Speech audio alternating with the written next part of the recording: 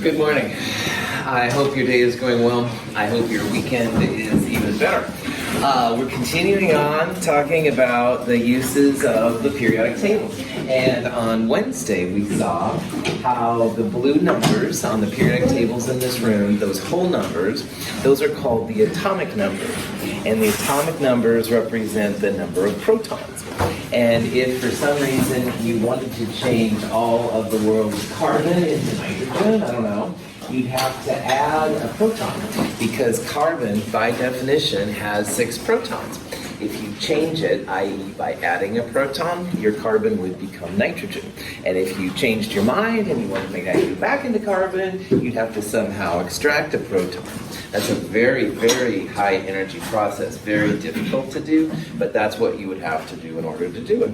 So if you're curious on how many electrons were in radon, or protons, were in radon, 86 would be the number you do. Now, in this section we're looking at, and in problem set number 2 next week, the protons and the electrons will be the same number. So if radon has 86 protons, then for this section, radon will also have 86 electrons. Next week in lab, we'll start talking about when the electrons and the protons are different, but for right now, they're the same.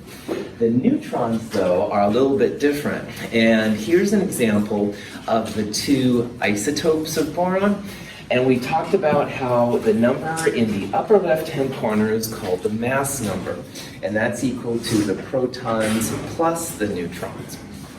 So if you look at the periodic table, boron is number 5. That means 5 protons. So boron 10 would have then 10 minus 5 or 5 neutrons. So you take the top number, and if the bottom number is there, you can subtract it. But if it's not, don't worry, just look on the periodic table.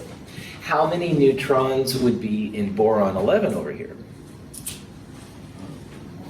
6. Well done. 11 is the mass number. That's protons plus neutrons. You subtract the 5, which is the number of protons. So 11 minus 5, 6 neutrons. There's one more piece of information, though, that all periodic table entries will have. Thank you. And the other piece is a number with usually a lot of significant figures to it. So for boron, on this periodic table, that red number is called 10.811. And that number has many names. One of the names is atomic weight. And atomic weight is like a way to find the mass of an atom. But there's a kind of a weird thing about that, all right? Because boron, for example, has 2 different isotopes. And all the atoms on the periodic table, by the way, have more than one isotope. So if you have a big bag of boron atoms and you start sorting through them somehow, all right, sometimes you'll have boron 11 and sometimes you'll have boron 10. Maybe once in a blue moon you'll have another isotope like boron 12 or something, but most of the time it's 10 or 11. Now, most of the time in chemistry, these atoms are so small, we can't start sorting them out. So what we do is we think of an average, all right? And when chemists look at all the boron samples known, boron 10, roughly 20% of the boron is boron 10, all right? So that means out of every 5 atoms you'd pull out of a bag, roughly 1 of them, or 2 out of 10, would be boron 10. And boron 11 is 80% abundant. So that means roughly 4 out of 5 or 8 out of 10 times you're going to pull out a boron 11. However, because we deal with 10 to the 23rd and huge numbers that we'll talk about later of atoms, the average mass is something that's really helpful to chemists, like we'll see. So if you wanted to know the average mass of a boron atom or the atomic weight of the boron, all right, what you can do is take the mass of the individual isotope. So 10 is the mass of boron 10, and you can see that 11 is the mass of boron 11. And you multiply it by its decimal percentage. So I wrote here 0.20, but you could have also written 20 over 100, all right? Or here, 80% you could represent as 80 over 100 or 0.80. So out of the bag then, we find this average mass of 10.8. And that's the number that's up there on the periodic table. Now on the periodic table, they use better Sig Figs. They probably looked at all the different isotopes, but that's where these numbers come from. Now, I want to talk about here, though, what this number means, all right? If I've got a big bag of boron, all right, and I start yanking out the boron atoms, will I ever have a boron atom with a mass of 10.8? No, good, that's right. You've heard all these stupid jokes, by the way. Prop that off, so my apologies, Joseph. Prop that back on. Yeah, you're not going to have an atom of 10.8. And, Joseph, you've heard this. In the United States, all right, they always say that the average family has something like 2.5 kids, all right?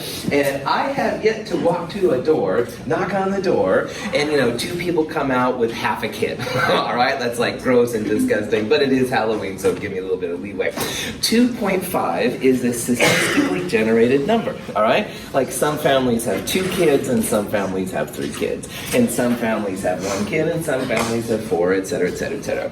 So that 2.5 number, it's not really valid. It's not a true number, but when you look at a whole population, all the people in the United States, that's what's going to happen.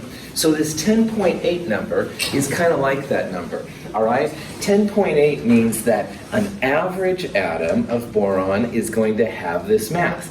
AMU, again, stands for atomic mass units. It's just a really small number of grams.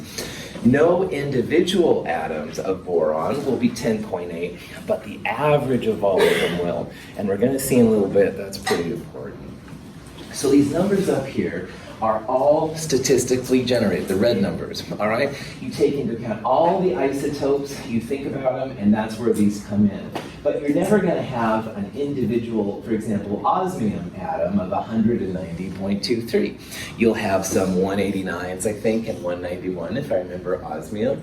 You usually see like a combination of isotopes to get those numbers. Lithium is number 3 on the periodic table, and lithium has 2 main isotopes. A lot of the atoms on the periodic table have 2 main ones, you'll see. But anyway, lithium-6 is 7.5 abundant, lithium-7, 92.5. And if you look on the periodic table under lithium, on this periodic table, the atomic weight is that red number, 6.941. But I want you to think about here a little bit mathematically how we could have predicted approximately what that percentage is. Notice that there's a lot more of the 7 than there is of the 6. And since this number is the average of those, we'd expect that atomic weight to be closer to 7 than it would be to 6. For example, if the lithium-6 would have been 92.5% abundant, this weight would have been closer to 6, like maybe 6.1 or something like that. But because there's more 7, the answer should be, the average mass should be closer to the higher abundance. So here's a whole bunch of abundances for silicon. Silicon has 3 main things. You can, of course, cheat and look on the periodic table, but if you don't, what do you think the approximate atomic weight of silicon is going to be based on these 3 numbers? 28.4. Yeah, it's going to be closer to 28. All right, that's the thing you can do. Now, absolutely, look on the periodic table to confirm and stuff like that. It's closer to 28. Well done. The higher percentage is going to influence what the average mass is.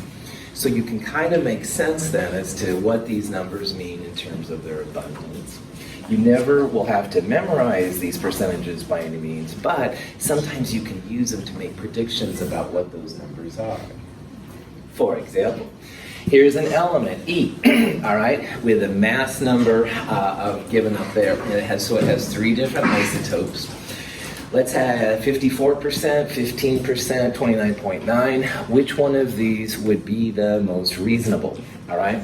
Now notice on this one, okay, that none of these are like 100% or 90%, but there sure is a lot more 72 than there are the other 2 right there. So of these answers, all right, do you think we're going to try and pick a number which is bigger, i.e. between 73 and 74, or smaller, somewhere between 72 and 73?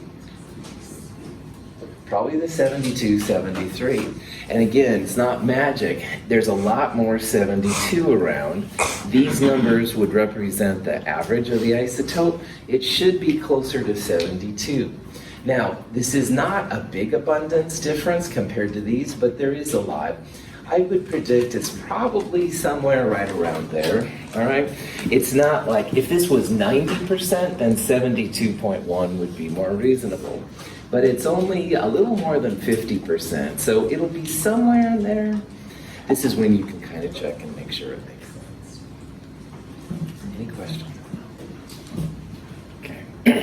Nitrogen also has two main isotopes. Nitrogen, though, is dominated by nitrogen 14, 99% nitrogen 14. There is a little bit of nitrogen 15, though, which is important for nitrogen cycles and stuff like that. We can use this information to calculate the average atomic mass, i.e. the number that's placed on the periodic table. And of course, you can look at the answer on the periodic table, but if you're a scientist with a brand new element, this is the kind of jive you'd be into. Again, the idea is you want to take the decimal version of the percentage and multiply it by that mass. So again, just like we did with boron, we're going to take the decimal version, 0.996299, etc., times the mass, the 14 mass, and then here's the mass of the second one, and this divided by 100 would be this number right there. You then multiply those, you add them together, and the average mass comes out to be 14.0068, which is pretty close to what you see right there. Yeah. It could be a 14, 15, or just flat 14, 15, or a little bit off. Good question. There's a relationship between AMUs and grams, all right? And protons and neutrons are very close to 1 AMU, but they're actually a little bit more. So you start to see some fluctuations. In the boron example, I just called it boron 10 and boron 11. If you have an exact mass, then you can actually get numbers that are more realistic. It's pretty far out there, so most of the time you don't have to deal with it. But if you start getting into the heavier elements, then these kind of discrepancies can make a big deal. We'll talk more about some of the transformations in the nucleus in Chem 222 that will explain that better too. Question? Gallium, two main isotopes, 69 and 71. The average atomic mass is 69.723. You can, excuse me, you can actually calculate the approximate percentage abundance of each isotope. So this is another twist on these kind of problems. We have the average mass, this number. We have the mass of the first one, and we have the mass of the second one. And the question is now, what is the approximate percentage of each isotope? Now, you can only do this if you have two species you're trying to figure out the abundance for. But it's not too hard, and this is a trick that sometimes is used in this section. And it's just math, so follow along. Here's like an equation I want to set up. Excuse me. The average mass of gallium, the 69 number, equals the x of 69, and this number would be like a decimal percentage, right? So 12% would be 0.12, something like that. You'll multiply it by the mass of the 68, then here's the abundance of the second one, and we'll multiply it by its mass. So you can see we have here one equation, but two unknowns, all right? We don't know the x or the y value. What do you hear about finding the percentages of isotopes of Let's find out. So in this problem, yeah, because there's two unknowns, you've got to figure out what it is. And if you have one equation and two unknowns, that's kind of rough. But if you also realize that if there's only two isotopes, you add them together to get 100%. But because I'm using just decimals, I'm going to use a 1 right there. So if these were percentages, this plus this would be 100%. In the decimal world, 1 would equal the two of them together. So what you can do is you can solve for either one, and for example, I'm going to have this y equal 1 minus x. So my second equation, if you will, is that these two abundances together must be 100%. If you substitute then 1 minus x in there for y, then you'll have x times this plus 1 minus x times that equal this value. And then you only have like one unknown. And from there, then you can go on and solve for the other one. So here's the math, and it's not crazy or anything like that. We're just substituting in for the first one, like 1 minus x. It's not x minus 1. I do see that sometimes as the instructor. It's 1 minus x. You'll get a different answer if you use x minus 1. But anyway, if you solve for x, all right, and this is something that I would recommend trying over the weekend to make sure you're good. These are the answers. Now, this is the distributive property, and what that means is you multiply the 70.9249 by 1 and the 70.9249 by minus x. So you'll have 68 whatever x, you'll have a negative 70 whatever x, and plus 70.9249. So you get the numbers on the same side, you combine the x's together, so you have something x equals a number. You get the x by itself, it should come out to be 0.6012. Please try this over the weekend. I don't think it's too difficult of a thing, but if you're like, oh man, I don't know what the heck's going on, come see me on Monday and we'll check this out. It's pretty chill. Any questions? One last thing. Several of these kind of problems, all right? The math may be a little mysterious and you're like, oh, I don't know if this makes sense or not. You can go back on these kind of problems and see if your answers make sense. Because notice these two answers. We have more 69 than we have 71. And remember that this number is like the average of all of them. This number is closer to a 69 number than it is a 71. And that makes sense. That's good because we do have more 69. So the average will be closer to the bigger abundance and farther from the smaller abundance. And finally, in the world of the 21st century, you can absolutely use Google. Google, gallium isotope percent abundances, and this kind of stuff will pop up. Questions? I've got some antimony. All right, antimony 121 and antimony 123 with those percentages, and the average mass 121.760. Imagine you have a big bag of antimony. You start pulling them out. Will you ever have a mass of antimony with the average mass? No, right on. And I want to make sure this is clear, all right? You won't have an individual atom with those masses. You'll have 57.2% this one and 42.8% that one. Why this is important is that number under antimony, number 51, 121.76. And at first at this point, it might seem kind of silly that we have these numbers up there, but trust me, they're like super useful and we'll see their utility up there. But for right now, those numbers again, it's like the 2.5 kids, all right? Some families have 2 kids, some families have 3 kids, et cetera, et cetera. You don't have an antimony with that exact mass either, okay? When magnesium metal burns, the product of the reaction has a greater mass than that of the original magnesium. John Dalton's atomic theory successfully explained this seemingly strange result. All of this description of mass is going to lead us to a way that we can actually count the number of atoms. But like we talked about in problem set 1 this week, and the popcorn example, I mean, if you have like 3,000 whatever kernels of popcorn, it's really lame to go through, 1, 2, 3. And when it comes to atoms, there's so many, way beyond 3,000, that you could spend lifetimes upon lifetimes and you wouldn't be able to count all the atoms. So we have some techniques to basically figure them out. And I use this example right here. John Dalton and people around his time, they took a strip of magnesium, and if you light it, it makes a super bright light. It's really pretty cool. But anyway, someone a long time ago measured the magnesium before and this white powder afterwards, and they thought, oh, whoa, it's like heavier, all right? So the mass before versus the mass after, there was a mass increase, and they were confused, and it led to a lot of good discussions.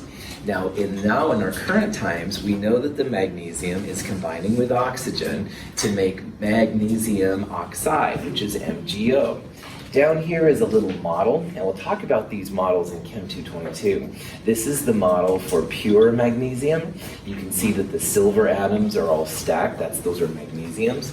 And then over here, we have magnesium oxide. All right, the red atoms are the O's, and the silver atoms are the magnesiums.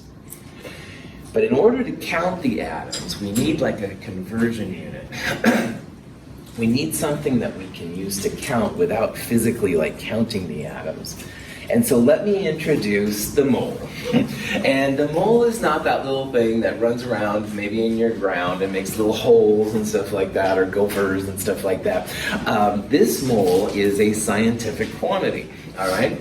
And I'll use the idea a lot of how a mole is kind of like a dozen. All right, and if I said, hey Eric, go get, a dozen donuts and stuff like that, he'd have no problem going to the store, and he's probably heard dozen before, and a dozen is 12, so he'd get 12, donuts. On the other hand, if I said, hey Brooke, go get me a dozen coffees. Coffee sounds really good this morning, actually. Anyway, she'd have no problem. She'd go get 12. But the masses of the donuts and the masses of the coffees would be different, okay? So a mole is just a counting unit. It can be for different items: coffee, donuts, pennies, students, air molecules, whatever. It's just a way to count them. The masses will be different, all right? So a mass of 12 donuts will certainly be different than the mass of 12 coffees. We're going to use this kind of thing to count different pieces. It's a really clever thing how people think of things like this. But anyway, Avogadro. Cool guy. Avogadro was the person that first proposed the idea of a counting unit like that. And again, he was more of a mathematician. He didn't actually do science, and he didn't actually come up with a number for it. But if you hear of Avogadro's number, this is it in its full glory. Now, 4 Sig Figs is going to be awesome for our class. So this is a number you must memorize: 6.022 times 10 to the 23rd. All right? Is this a big number or a small number? Big. Please say big. Yes. 10 to the 3rd is 1,000. 10 to the 6th is 1,000,000. 10 to the 9th, 1,000,000,000. This is more than 1 billion atoms. So this is not just big, it's freaking big. G-rated class, I must conserve my F words. But anyway, you get the idea, right? Mole is huge, all right? These atoms are super small, so our numbers are going to be really big. If you ever have to do some kind of big experiment, this is an experimentally derived number. And they keep working on it and stuff, and this was the best version I was able to find on the internet.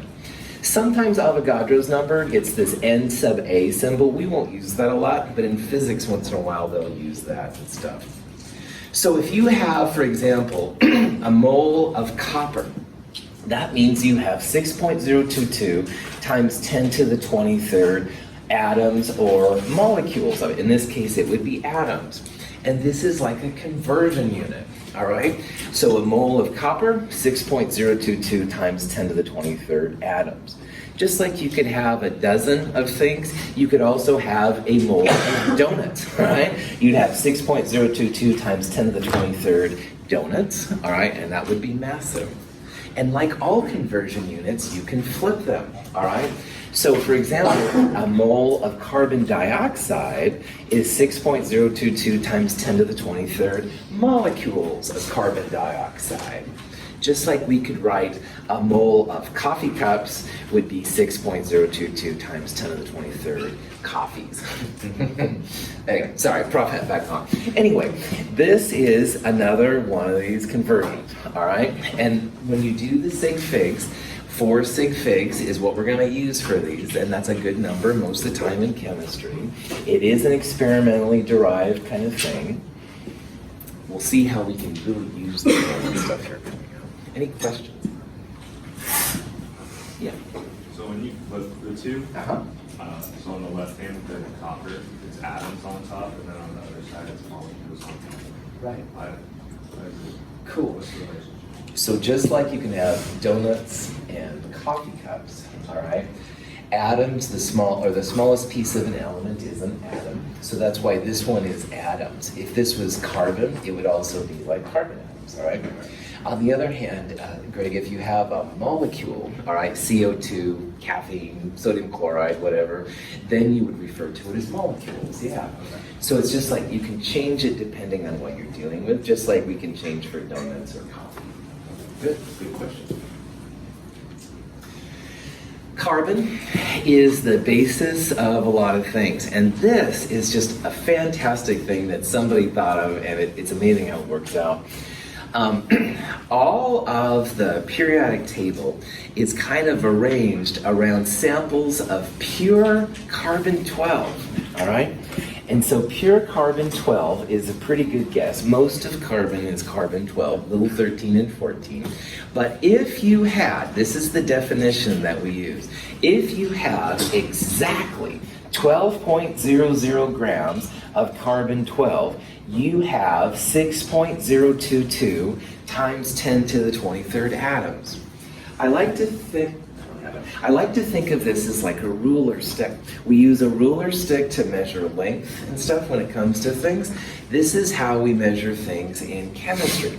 We have defined that carbon-12, you have 12.00 grams of exactly carbon-12, that's when you're going to have 6.022 times 10 to the 23rd atoms.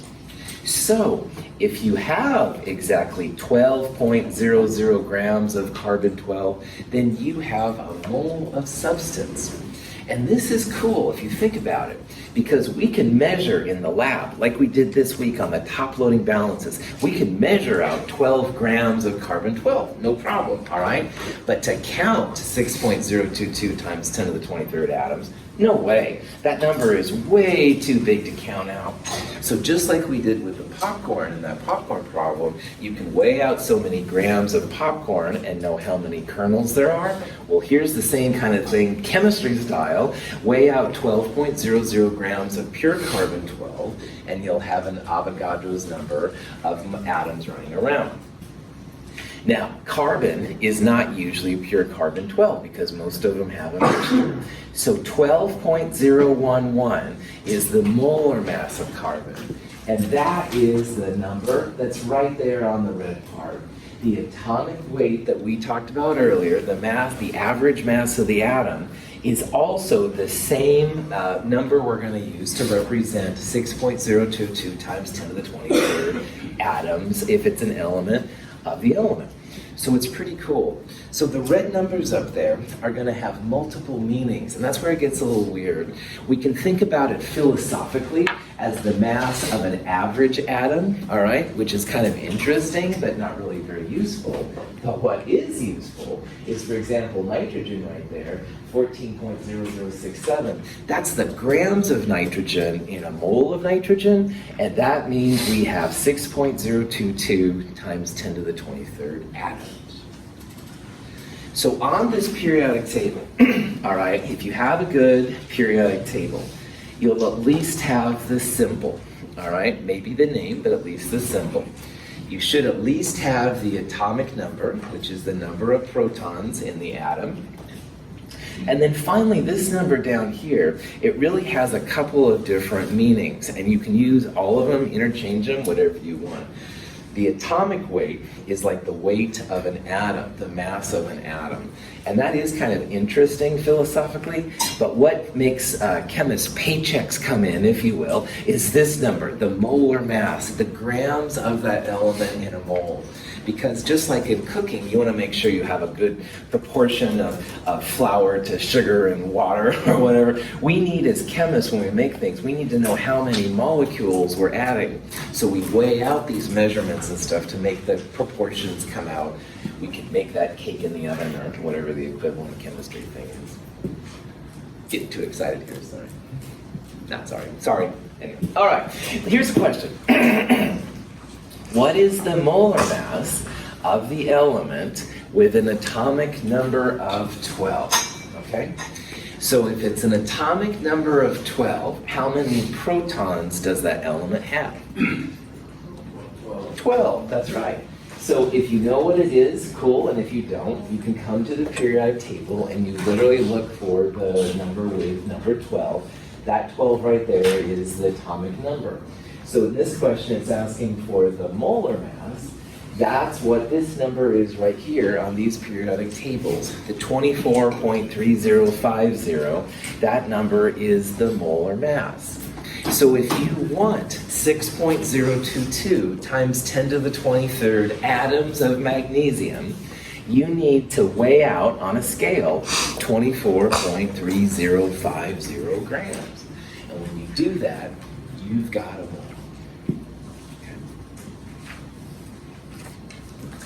All of these amounts in these beakers are 1 mole.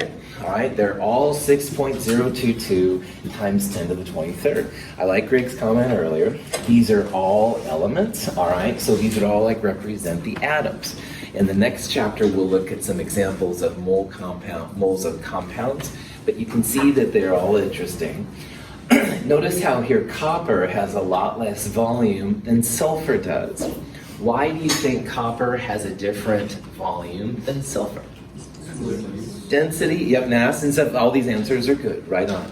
The answer I was looking for was density, but all of these things are fine. They have different amounts, different attractions inside. The density of sulfur is a lot smaller, so it takes up more volume. Copper is a lot more dense and stuff like silicon, so it's a little bit more compact. So, let's say that we have 0.200 grams of magnesium. That's a really small amount. It would fit on your pinky. I kid you not, it's really, really small. And you're like, oh, I'll just throw it away. All right, oh, you may want to rethink that now. But anyway, let's figure out the amount of magnesium represented by 0.200 grams. And what we're going to do is we're going to take that grams and turn it into moles using the molar mass. And then we're going to figure out how many atoms there are. And it's actually an amazing number. Now, so again, the process here is we're going to start with grams, we're going to go to moles, and from moles, we're going to use Avogadro's number to go to atoms. So if you're going to go from grams to moles, that's where the number on the periodic table comes in. So we just saw that magnesium is 24.3050. If you take that 0.200 grams and divide by the molar mass, that will give you the moles. Now notice what I did right here. 24.3050 is 6 significant figures, all right? How many Sig Figs are in 0.200 grams? 3, that's right. You don't really need to have all of these Sig Figs in your calculation. The best thing to do is to at least have 1 more Sig Fig than you're putting in. So 0.200 grams, I can use 4 Sig Figs here. I'll still get a 3 Sig Fig answer, and that's okay. The advantage of this is I don't have to write in or type in my calculator or whatever, 24.3050. The number one thing you don't want to do is limit the Sig Figs of your answer. So if you have a 3 Sig Fig number, in my world it would be anathema to only have 2 Sig Fig answers, all right? You find a good molar mass so you can keep the Sig Figs going. So in this problem, you can use 24.3050 right there. That's totally fine. But it will save you a little bit of time, lazy chemist phenomena, if you use like 1 more Sig Fig than you need. Any questions on that? Okay, 8.23 times 10 to the minus 3 moles. I don't even know what that means. All right, and I've done this for a while too. So don't worry about these numbers, all right? Because this is a way that we'll use to make things with magnesium or whatever. But conceptually, I don't know even how to express that as an instructor. But what we can do now that it's in moles is we're going to turn the moles into number of atoms. Now, in a mole of substance, how many atoms will there be? Good, music to my ears. 6.022 times 10 to the 23rd, that Avogadro's number. So let's take the moles, we'll multiply it by Avogadro's number, and kabam, 4.96 times 10 to the 21st atoms. Now remember that 0.200 grams is going to fit on your pinky. It's literally that small, all right? And you're like, that's not very much magnesium, I'll throw it away, whatever.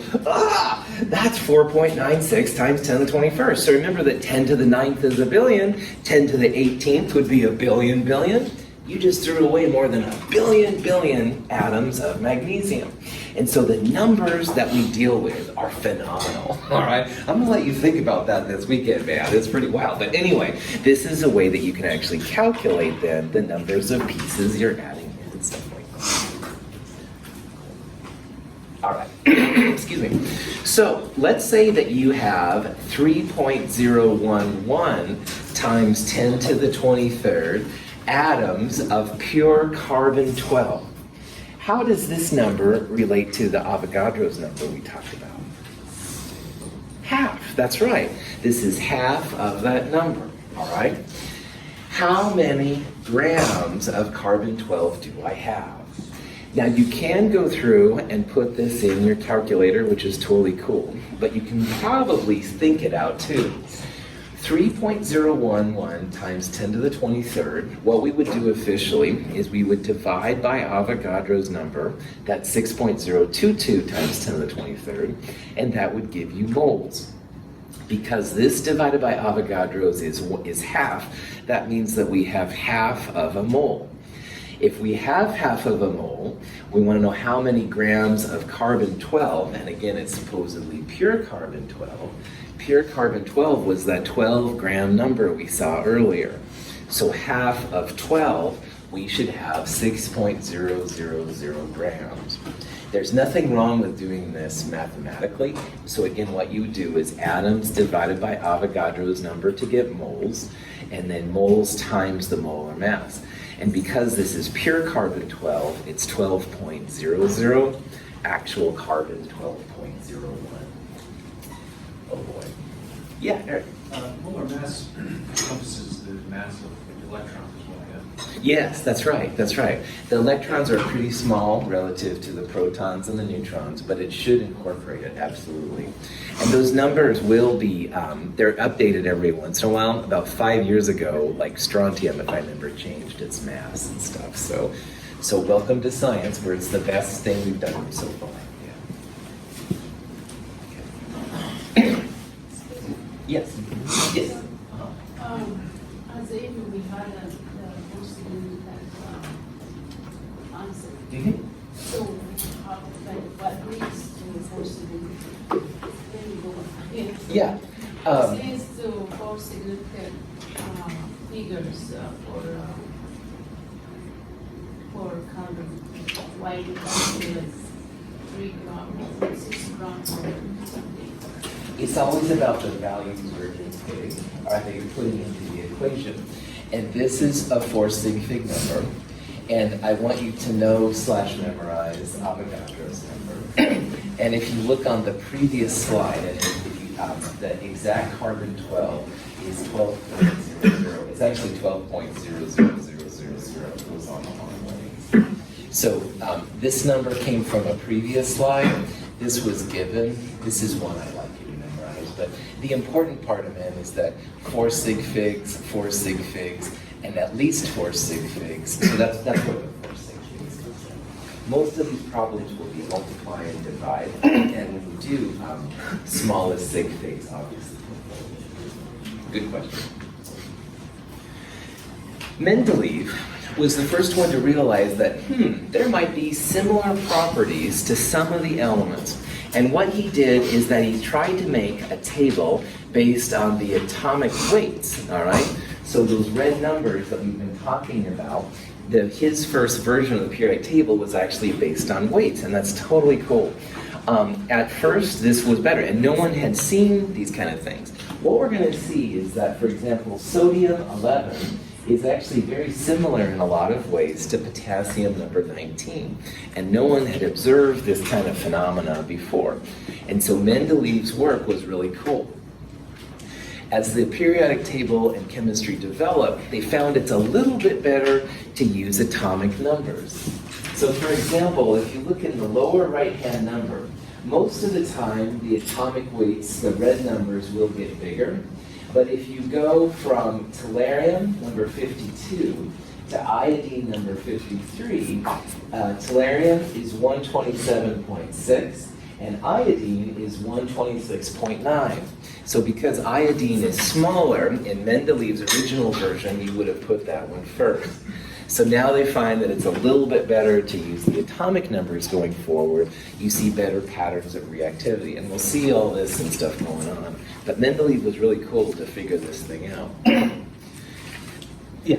I just wanted to ask, is Avogadro's number, is that an exact number, or do we also count that for Sig Figs? Cool. It definitely is Sig Figs, and the full version of Avogadro's has as many Sig Figs to it, all right? And I showed it on an earlier slide, but the only one you need to use is 6.022. But yeah, do realize that's not like a definition, all right? In the future, maybe it'll be 6.021 or something like that.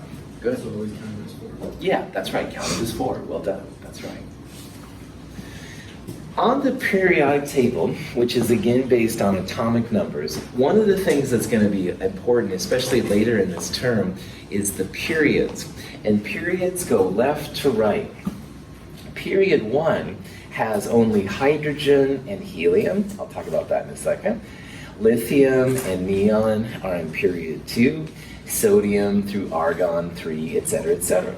The left-hand side of a lot of periodic tables will have the periodic number, but periods, like I say, go left to right. Now, notice that on this periodic table, hydrogen is seen here next to helium. Hydrogen's on there twice. We're going to see that hydrogen sometimes behaves, and I think more often behaves, like one of these guys in this series right here. But once in a while, hydrogen also acts like these guys. So sometimes hydrogen you'll see different places. It's always, it should be, I think anyway, always in the left-hand side, but there is a reason why sometimes on periodic tables they want to see one there above fluorine. We'll see that more starting in lab next week. So periods go left to right. What's really important in chemistry are the groups, all right? And the groups go top to bottom. And really that's why hydrogen is over here. It's not from the period, it's from the group. So what that means is this group right here, all of these atoms have a lot of similar characteristics we're going to see. But over here, these atoms have similar characteristics too. Hydrogen is so small that it can be like this group or this group. I think it's more like this group than this group right here, and that's what modern periodic tables usually show, but just let it know.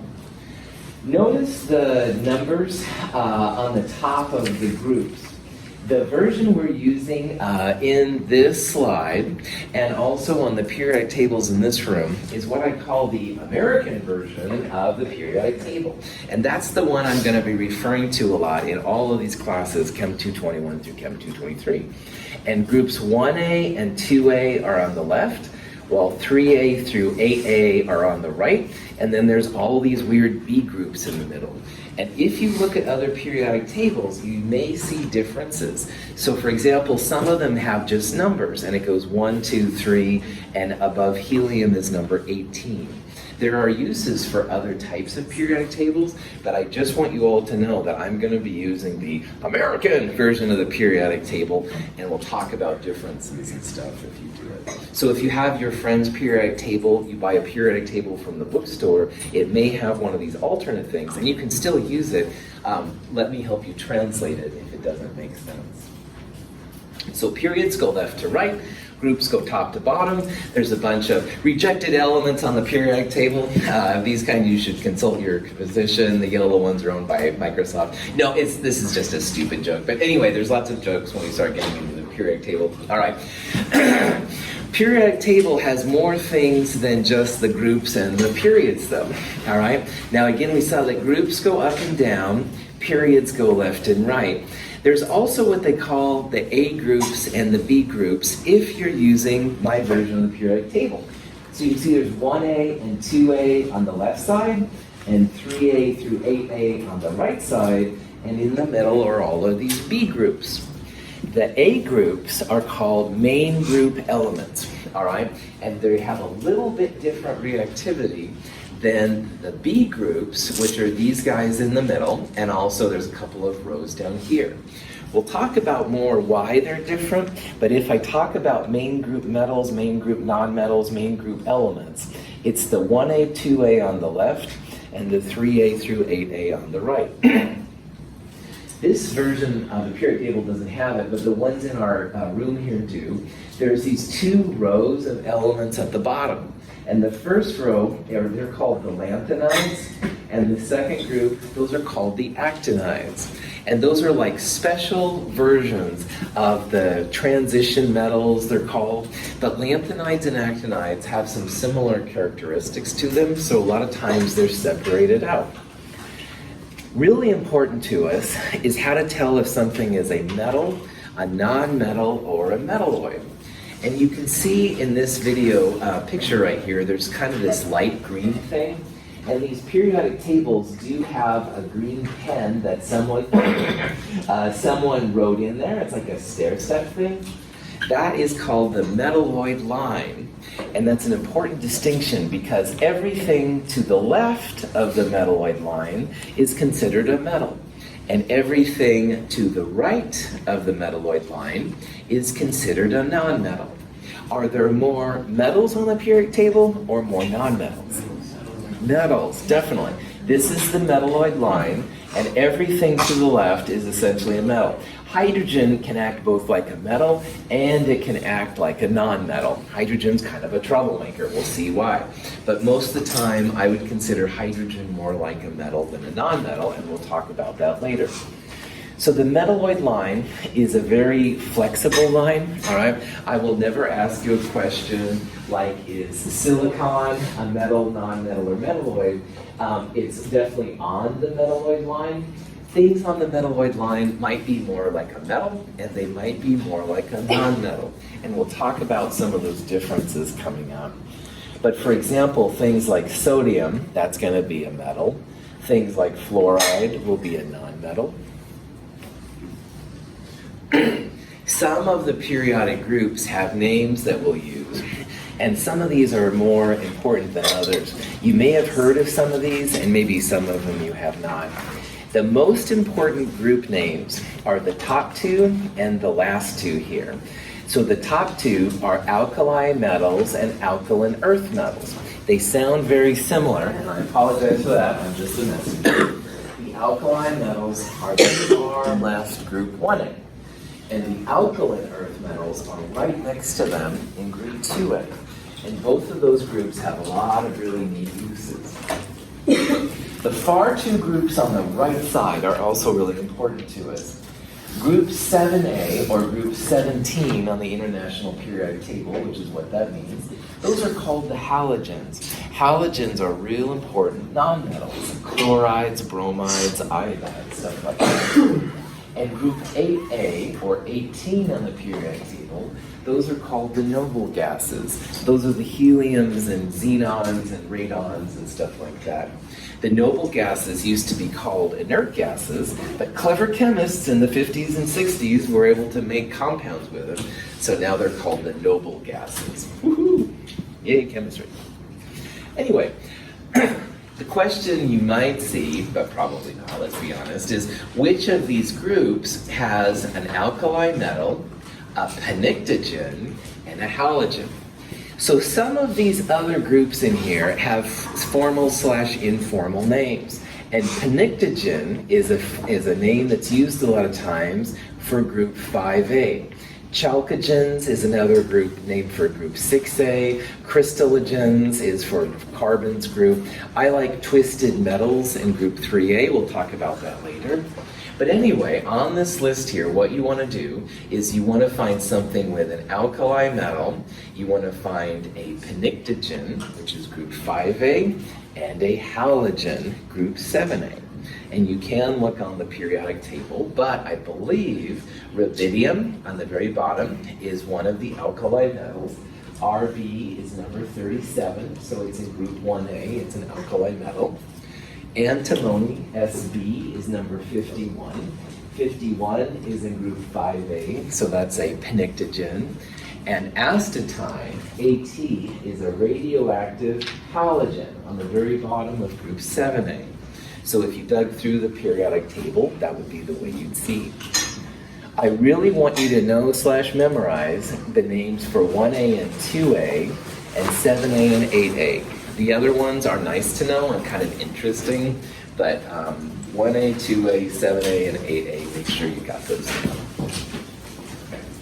Any questions? All right, this is going to be a good place to stop. We'll look at some of the elements in more detail on Monday. Have a wonderful weekend.